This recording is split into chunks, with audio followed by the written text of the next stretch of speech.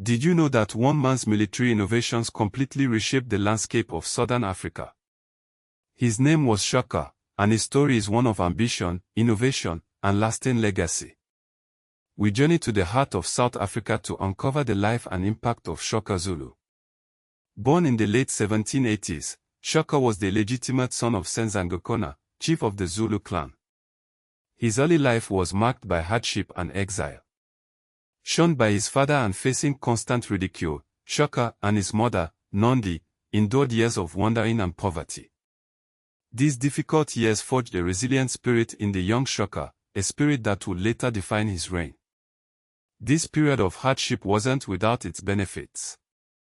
Shaka learned valuable lessons about survival and the importance of strength, both physical and mental. He observed the shortcomings of traditional warfare, which relied heavily on ritualistic combat and lacked tactical depth.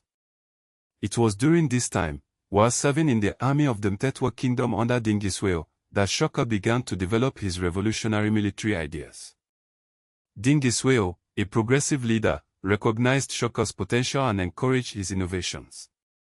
This was a pivotal moment, providing Shaka with a platform to hone his skills and implement his radical changes. Shaka's military innovations were nothing short of groundbreaking. He replaced the traditional long-throwing spears with the iruwa, a short, stabbing spear, forcing his warriors into close-quarters combat. He introduced the isilangu, a large, oval shield made of oxhide, offering greater protection and maneuverability. Perhaps most importantly, Shaka emphasized rigorous training and discipline. He instilled in his warriors a sense of unwavering loyalty and cohesion.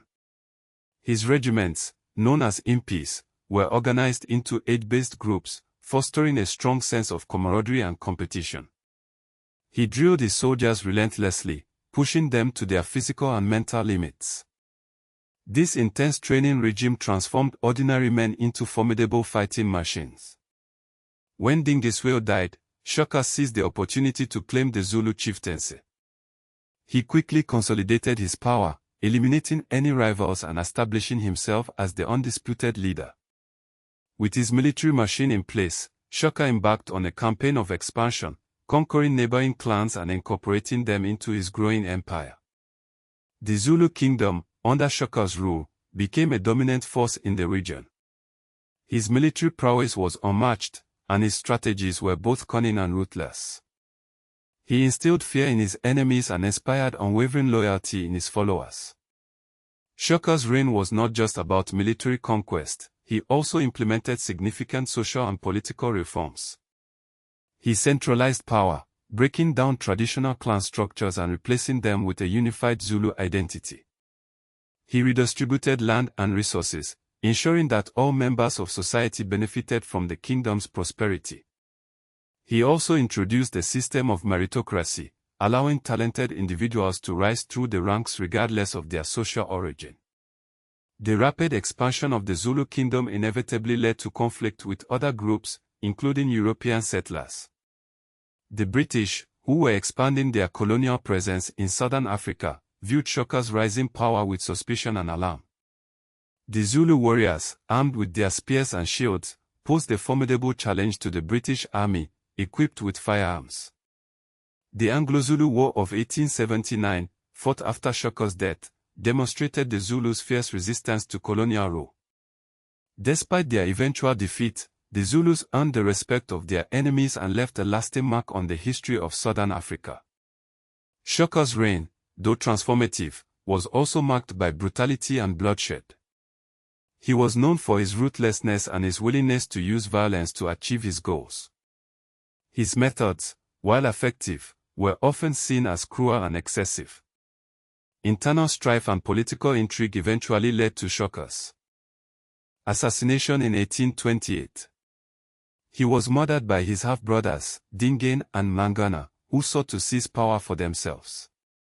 Despite his violent end, Shaka's legacy remains profound. He is remembered as a military genius, a nation builder, and a symbol of African resistance to colonial rule.